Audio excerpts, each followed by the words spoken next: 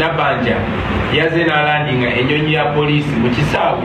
Nazze n'ennyonyi abantu ne bajja okunyaniriza wali ku nnyonyi kati olw'okuba abantu baamubuze we want to take advantage. Nabbanja nagenda maaso n'okuswala ngera bwe mumanyi bwali okuswala. Abantu baawano abalabye Bobi Wine babadde bamulengera ku maduuka ng'alinga ekyapa.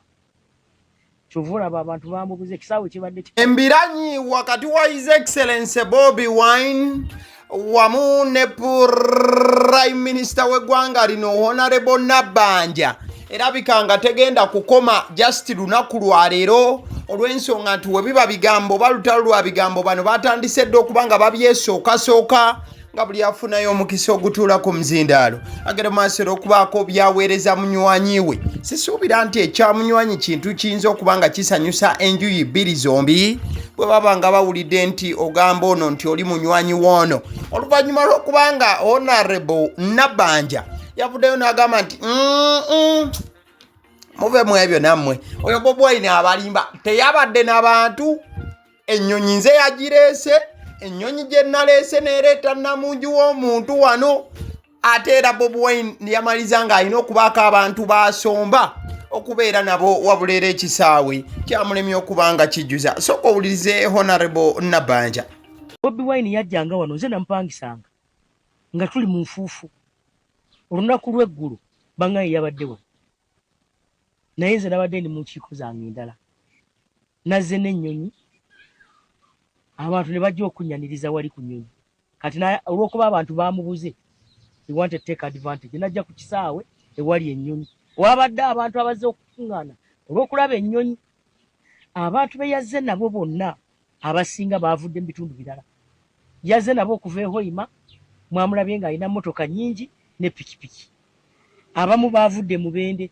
Abantu baawano abalabye Bobi Wine babadde bamulengera ku maduuka ng'alinga ekyapa. Kyovula abantu baamubuze ekisaawe kibadde kikalu. Wano e Kakumiro kibadde kikalu. Yabuliddwa byayogera nze gwe yatutenga manifesto ye. Nze Bobi Wine seesimbye naawe. Nyuma lwa Honorable Minister Honorable Nabbanja ogamba nti Bobi Wine seesimbye naawe nabwe ekityo tondeetera nnyo. Bobi Wine olwaleero ebyo bye teyabiwuliriza. Yagambye oba seesimbyewo naawe oba neesimbye naawe yegwe Prime Minister w'eggwanga nina okuleetera olw'ensonga wagamba abantu nti tebajja ku rally yaffe. Mukadeke kamu Bobi Wine mu bigambo bye agamba nti Honorable ekigambo okuswala nti kyandiba ekitono olw'ensonga ye yajjuza abantu era abantu bazze muve ku bigambo bya Prime Minister Robina Nabbanja. Honorable uliriza Bobi Wine. Nabbanja yaze n'alandinga ennyonyi ya poliisi mu kisaawe twabadde tulina okubeera oluvannyuma of course lw'okulagira abantu nti tebava amayumba gaabwe n'okubatiisatiisa n'okuteeka abasirikale n'abamagye mu bitundu byonna byonna ogezaako okanga abantu baleme kujja kutuwagira. Ne tubeebaza olw'okuguma ne batatiisibwatiisibwa era nga mubaalabye abantu baavuddeyo ne batwaniriza n'amaanyi mu bitundu bya Bunyoro byonna byonna twabadde. Era mukyala Nabbanja nagenda maaso n'okuswala ngera bwe mumanyi bwali okuswala. Naye ffe nga bwe tuze tubagamba nti tuli bakuumi ba mirembe era tugenda maaso nga tukuuma eddembe naye nga tetukkiriza kunyigirwa mu ttooke. Wano nno Bobi Wine wa getting the heads on direct n'abantu abakozesa Buganda okubeera nga bamulwana. Era mukadde ke kamu ayogedde ne ku bantu abalowooza nti ye Bobi Wine alina obuzibu ne Buganda era nti alina engeri gy'agikolokotamu. Agambye nti awadde example bweti n'agamba we muba mugamba nti Buganda nze ngirinako obuzibu era nti nina engeri gye nkosaamuko abakulembeze beeteeseteese nze mulowooza ani yanteekateeka nava Kongo. Mukadeke Bobi Wine n'agattako nti njagala mutunuulire mwetegereze TV ya Buganda wamu ne radio ya Buganda mirundi emeka gy'owulidde nga Bobi Wine atuddeko era ng'alina obubaka bwabwe abantu. Ebigambo byonna bya Bobi Wine saba obiwulirize n'obwegendereza obw'amaanyi. Nga bali bweru wa Buganda bagamba NUP kibiina kya Baganda kibiina kya kabaka yekka naye ate bwe tubeere Buganda ate ba tribalist abewaffe bagamba oyo Bobi Wine alwanyisa Buganda muze mubalaba nga bagamba Bobi Wine alwanyisa abantu Buganda bezimbye simanyi oba nze Kongo yenzimbye muze mubalaba ndi wano ndi mbana mawulire kamba buze mwakampulira ku radio yaffe ey'obujjajja emirundi emeka mwakandaba ku TV yaffe ey'obujjajja emirundi emeka. What does that say about you? Beni Kiwanuka yayina ekizibu kye kimu mukadde waffe omugenzi Andrew Takome Kayira yayina ekizibu kye kimu tituyina akagulupu akatono ewaffe Buganda kebakozesa okupushinga tribal sentiment era bwe twabalaba ne tubagamba mmwe tetufaanana nammwe betuli bana Uganda. Yes, ndi musajja Muganda and I'm proud of it. Naye era tuli bana Uganda kuba abantu abatuwa amaanyi tebava Buganda yokka bava everywhere. Era bwe nabeera president buli munda Uganda agenda kuba yenkanankana ne munne abava e Bunyoro abava e Busoga abava mu Acholi abava e Buganda abava yonna buli omu agenda kuba y'omu kubanga tulina ennaku y'emu tubonyaabonye ekyo ekimu. Nze tekwali kusalawo kwange nazaalibwa Buganda naye era tekwali kusalawo kwange mikwano gyange abasinga bava mu bitundu bya Buganda ebitwetoolodde. Tulina Baganda baffe Abaganda be basasula okutufaananya obubi be basasula okupushinga narrative okuteekawo eyo propaganda eyo stereotype gye babadde nga bateekawo ti Abaganda bankwe. Abaganda tetuli bankwe jasi obusajja obutono obw'emyoyo emitono Museveni bw'akozesa okutusiiga ekifaananyi ekibi. His Excellency Bobi Wine nga kyatanya ku nsonga za Buganda ne NUP atera wamu ne gavumenti eno agambye nti president w'eggwanga lino alonda Abaganda ab'ekibogwe oba Abaganda abatatunkanye na mutindo. Ayogera ku ba presidential advisor ab'enjawulo agamba nti nammwe mubeereyo ba presidential advisor boolaba omukulembeze alonda Abaganda olaba ddala nga baba batuukanganye n'omutindo. Agamba nti bino byonna omukulembeze abikola in the bid to misrepresent Baganda as Baganda. Ne Bunyoro kubanga bwe yali lulonda Nabbanja ne Balamu sibe Banyola abasinga amagezi naye kubanga yagala kuba misrepresenting. He wants to misrepresent the Banyoro. The same thing kyakole Busoga, the same thing kyakole Buganda, ajayo the worst quality.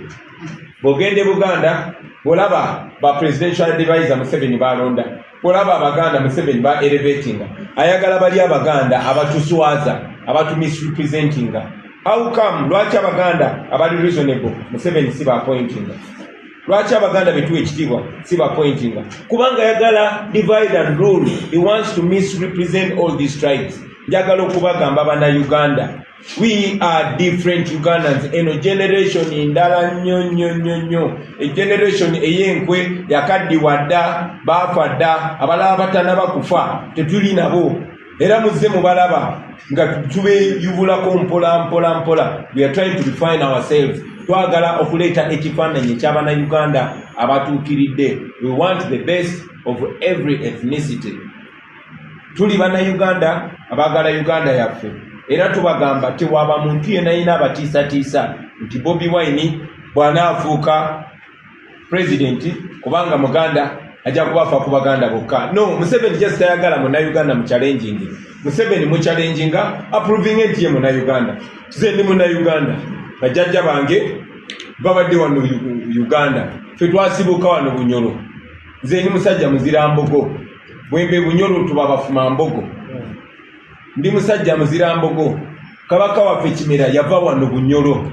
Jjajja wange gwe bayita Kaddu Kayiira yeye tika kabaka Kimera nga mujja wano Bunyoro nga muleete Buganda okulya engoma. Kyova olaba ffe tukongojja kabaka. Jjajja wange omu bamuyita kitya Munyoro. Jjajja wange omulala bamuyita Nabembezi kiba mu kigambo kya Lunyoro omwebembezi. So we are one and the same. Bajjajja bange abalala bali Busoga nabo balagako. Bwe tunagenda mu Northern Uganda era nja balaga ne roots zange. So nze ndi Munnayuganda. I am rooted in Uganda. Ndi Munyoro, ndi Musoga, ndi Muganda, ndi Mucholi, ndi Muteso, ndi Ugandan. And when I am president, the real meaning of being Ugandan is going to come out.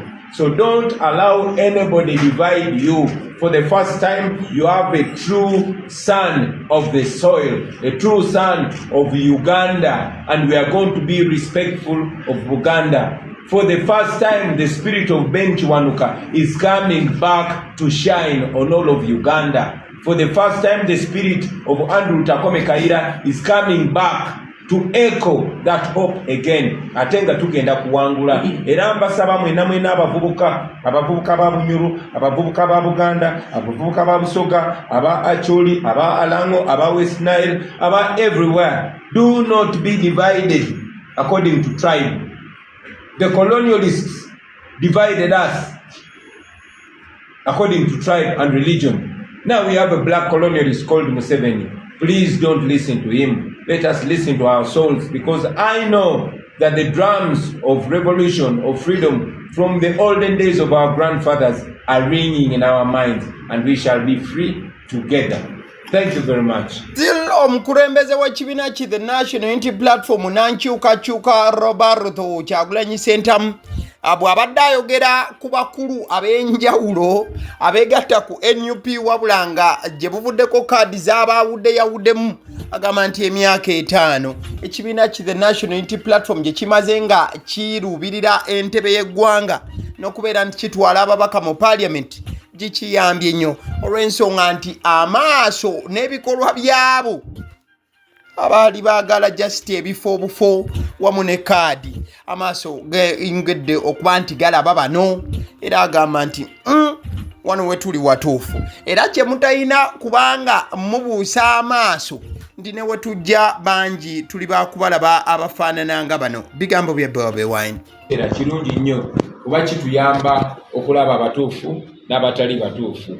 Gibadde emyaka 5 tuyize bingi nnyo bangi abaali naffe naye nga bo baali balubirira bifo era ebifo baabifuna abamu ne basigala naffe abalala ne babifuna ne balowooza nti batuuse gye bagenda bo ne bava mu struggle y'abantu. Tukyagenda mu maaso tuli sure ti bangi n'abalala be mulaba nga balinga abatuwagira bajja kutuuka ekiseera batutunde neffe tumanyi nti amazima ge tuyimiriddeko g'amaanyi nnyo era nga bwe mulaba 2021 twalina obuwagizi bungi naye ate kati bukubisizaamu emirundi ng'ebiri oba 3 oba 4. So tukyagenda mu maaso abali ku kituufu mujja balaba ne mujja balabira ku bikolwa byabwe si ku bigambo byabwe. Temugenda balabira ku mataayi gaabwe, temugenda kubalabira ku luzungu lwe boogera, mugenda kubalabira ku bikolwa byabwe ku lwa Uganda empya. Wabula wakati nga His Excellency Bobi Wine ayogera bino byonna omukyala amanyiddwa nga Joyce Baagala eyeewagudde ku NUP n'asalawo kubanga yeesimbawo ku bwannamunigina oba kiyite independent bwe yalinnye akatuuti ng'amaze okunominatingibwa ku bw'omubaka bwa Parliament oba muyite MP. Omukyala ono yavuddeyo ebitundu 10 ku kinne waakyo n'agamba nti agenda kuwagira Robert Kyagulanyi Ssentamu Bobi Wine newankubadde ng'agenda kujjanga independent era yagambye nti ne banna NUP bangi bakyayimiridde nabo. Sooka owulirize wano. Kyagulanyi Ssentamu Robert naye muzukulu wani n'olwekyo ekyokukola ku bwa president mukola ki kubanga muŋŋambye abali wano mwenna abasinga muli ba NUP naye ne bw'obeera wano nga toli wa NUP wulira kino bw'obanga oli wano ng'oli wa NRM nga tonnanyikira njiri ya nkyukakyuka nkuleetedde amawulire ag'essanyu ffe nga tututte obuyinza tugenda kubalabirira bulungi nnyo tetugenda kuwolera ggwanga tetwagala kuwolera twagala bwenkanya mubeere bamativu mubeere bakkakkamu mutuwagire olw'enkyukakyuka kubanga mu Uganda empya nammwe mujja kugyeyagaliramu. Banna NUP mwenna abazze wano abatatidde nga mulina omutima omugumu era omuvumu n'omutima ogwakwagala enkyukakyuka bannaye mbeeyanziza mu ngeri ey'enjawulo mwebale nnyo mwebalire ddala na nnyo aba National Unity Platform abeesimbyewo ku bifo eby'enjawulo abavuddeyo olwatu okulaga obuwagizi bwabwe gye ndi. Omukyala ono yabadde sekenda wange nga neewandiisa wa NUP. Ate omwami ono ye akulira akaweefube wa kampeyini zaffe naye wa NUP ate mukulembeze. N'olwekyo mwebale nnyo, mwebale nnyo, mwebalire ddala. Njagala okubeebaza yo ye Joyce Baagala wali mitiyana woman MP agenda kwesimba ku munna NUP amanyiddwa nga Proscovia Mukisa oba muyite Nabosa. Kati omukulu gwolaba ku screen yo w'ekitiibwa Mpuuga ono naye ne NUP ensangi zino akambugu we bakateekawo nti kalimwe kakasa bukakasa nti kayinza okubeera webbanga lyonna. Ono naye bwe yamaze okunominatingibwa ku lw'obwa MP kadi ya DF ku kyobwa president yayogedde mazima nga ye n'agamba nti omulundi guno tasimbyewo muntu oba tebeesimbyewo nga DF wabula yasabye obutalonda baasi. Yagambye nti obwa president mulonde wabula owa baasi temumulonda. Owa baasi abayogera ku president Museveni owa NRM owa baasi. Yagambye nti owa baasi temumulonda wabula mulonde bwe muti. Mugende mulonde president kasatabera wa baasi.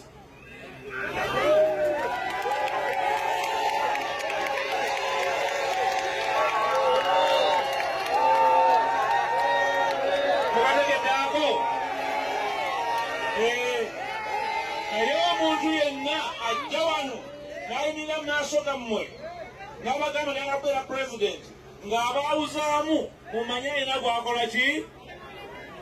Kubanga abeesimbyewo nga bemubalaba ani alina kyansinza ng'ojjeko okunsinza emyaka.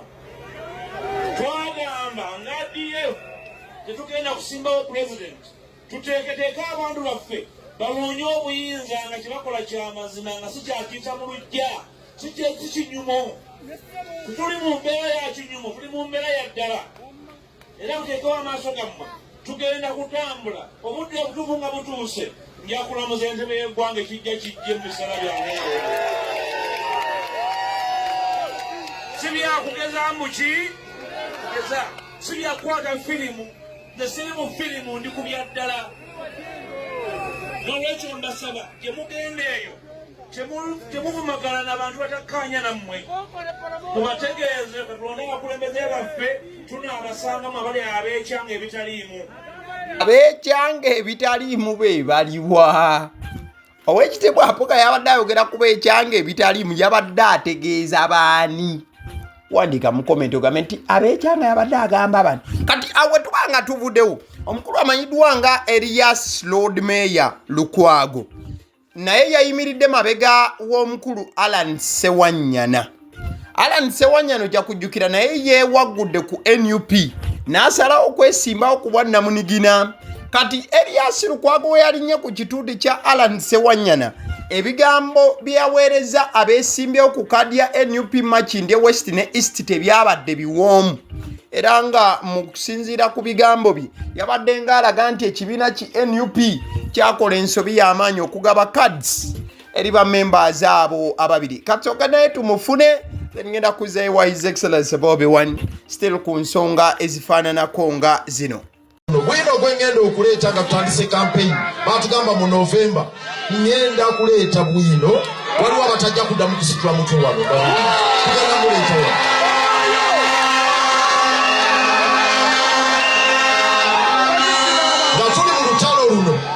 nga tuli mu lutabaalo luno waliwo abaali badde tebajja na batawaanya nti babasaba kalulu bajjudde ebikolobero bajjuddeko bakwabudde kino bakwabudde kiri omu bw'agenze Makindye East oyo mumumanyi yagamba nti alina byalya alyaki oyo alya ebyo n'agamba kati gwe twala eno gwe twala East batudde eno babiri gwe twala East nange ntwala West. Mwegabanya byabajjajjammwe mwegabanya bwe batyo temukkiriza bintu bya bujega nti bagenda bagabana bugabanyi. Mwe musalawo mubalage nti mwe muyina obuyinza birisi byakwegabira nti mwe musalawo mwe muyina obuyinza batijjamu enjawulo